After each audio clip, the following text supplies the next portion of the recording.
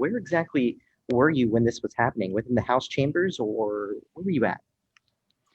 Yes, we were in the House chambers. We were going through debate. We were doing our, constitutional obligation to deal with the electoral college vote.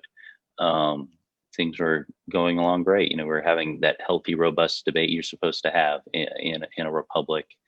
Um, and first signs we got was kind of like some commotion just outside the chamber, um, and then noticed the speaker got evacuated and the majority minority leader and the whips got evacuated, which I picked up on was the basically it's the presidential line of succession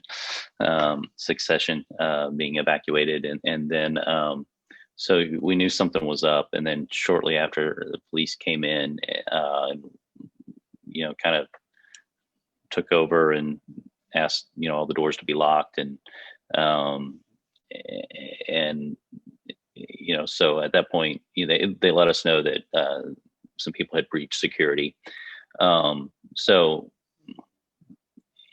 um, eventually it got to the point we were in there in the chamber underneath the House seats. There's also gas masks. So they eventually, yeah, and I don't remember all the exact steps, so I might be getting some of this out of order, but because we were trying to proceed at first before we realized really the extent of what had happened.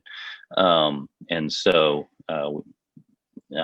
we all pulled our gas masks and just had them ready to go. It got to the point where the doors were locked, but people were banging on the doors of the House chambers. And then shortly thereafter, we were evacuated. Understood. And I'm sorry, I hope I don't want to make you a record that's repeating itself through this, but I think what's important is something that you had mentioned. And you said what once you started seeing for yourself what was happening outdoors, that it was heartbreaking. And I guess I would just move Mhm. that to what would you say that it is that you saw that made you realize that what was happening outdoors was no longer just a protest? Um, well, to kind of put you in the context of where we were, for the vast majority of the day, we were in rooms, including the House chamber, starting with the House chamber, but even from where we were moved a few times in rooms that had no windows and no TV access. And so the information was coming in scarce. On my phone, I happened to be down to like 10% battery. So I was trying to save power just to keep my wife and kids updated, periodically, that, we didn't know how long it was going to take. Just let them know, hey, I'm safe. Things are going well. Can't tell you what's, where we're at or anything like that because of security concerns, but we're still okay. And, and I had a couple of people text me, hey, what's going on up there? And honestly, I said, you probably know more than I do at this point. Um, my wife's was really the first one to text me and say, hey, people are climbing the walls. Uh, is this okay? And so, uh, then you start to realize, okay, this is pretty serious. And, and it is heartbreaking. What we were doing in the chamber is how you're supposed to handle debates in a free society. Oh, you have that robust, healthy debates. You have disagreement. You talk about it. In a functioning republic, that's how it's supposed to work. And so it's sad, and for us, we see the Capitol Police, especially who serve this on Capitol Hill constantly. So we see them all the time, every day, and then to see what they've gone through, um, and there were a number of police that were injured. I was first of all thanking everyone I could find, just to, hey, thanks for being here. Sorry, uh, you know, it's a shame that you had to go through this. How's your fellow officers doing? And it's, some of them are pretty beat up, uh, and that is unfortunate. Doesn't say enough. That it's just uncalled for, and those who are involved in that need to be arrested. They need to be tried and dealt with. I suppose I would move that to, I believe the vote was around 3 a.m. this morning. And so I Yeah, appreciate that you're awake and talking with me now. But I guess I would say right. when you re-enter this building, I'm sure there was a lot of cleanup going on. But just, in your experience of going in and out of this building several Hmm. times, like, how would you describe what it's like to something that's so, it's known for its security as well as just this is, the heart of our country. Hmm. How would you describe seeing that? Yeah, and there's certainly damage to the facility. There's broken windows. There's desks that were turned over. Um, but I think what the real damage, so to speak, compared to like what we saw in cities this summer, you know, it's uncalled for, but the facility's in decent shape. But it feels like such a violation, I think, for us as a nation because of what that building means. Um, to a nation like ours. It's the people's house, and the first three words of our Constitution, "We the people." Article 1 talks about Congress and what the role it's supposed to play in society, and so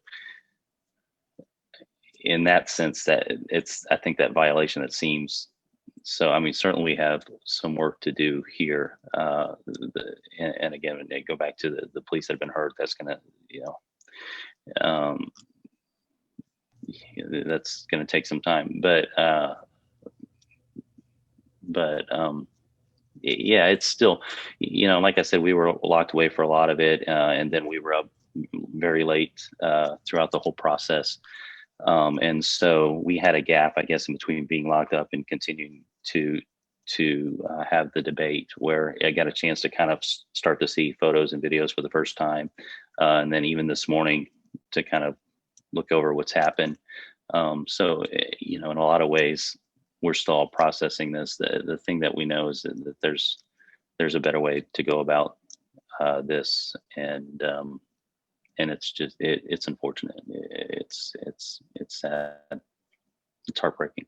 Yeah. Absolutely. I think I'll attempt to save this as my last questions, but like I said, you and everyone else within Congress confirmed Biden to be the next president, and I guess I have to, be transparent. I believe you yourself have questioned the integrity of the results out in other states, and so I guess I would just say, saying that you guys have confirmed this, and as a leader within Texas, even though people will continue to hold, questions about this, how do Hmm. we as a country within Texas, how are we able to move forward? Um, that's a really good question. I think what we were doing heading into it is having those honest, open debates. The issues when it comes to the security of our election are still real. They're still transparent. They even before the context of this election were bipartisan issues. We weren't. It wasn't only Republicans who've written reports and done studies on election integrity and the importance of fix it. Democrats have as well, and there's been joint reports put together as well. What's sad is there's been a lot of talk over the 20 years, but not much action. Um, right now, obviously, we're still all reeling from what's transpired in our nation.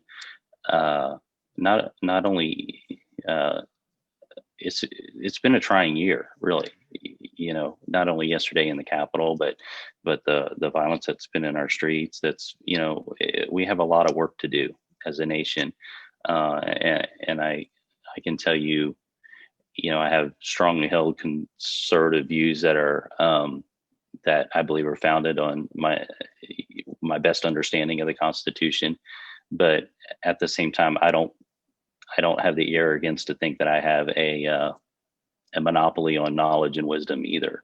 And so I do the best to make the best decisions I can with the best information available, but also try to do it in a way that we can respect each other as individuals, even people we disagree with. And frankly, I often enjoy the conversations with people that disagree because they're intellectually curious, you know. And I think when we can get to the point where we can understand what's unfortunate, there are legitimate bad actors who have evil intent, and sometimes they end up being what defines the political spectrum, when you can have strongly held beliefs on whatever side of the aisle, but still realize just because somebody disagrees with you doesn't mean that they're inherently evil necessarily. Sometimes it's you know, and for us to be able to get back to a point where we can have those discussions, and I'll say when it comes to Congress, we really need leadership to step up, because in a lot of ways it's been intentional to create, just in the mechanisms and machinery of how the place is set to function. Sometimes leadership has intentionally not allowed those debates to happen, because it helps consolidate power when you don't have healthy debate going on, you know. And it's unfortunate, you know. When I ran, I said Congress is broken. My time in servicing here has not shown me anything that would cause me to question that statement. It's just revealed how it has, but we certainly have a lot of work to do, and hopefully this can be a point where it helps people begin to have those constructive conversations that need to happen to heal this place.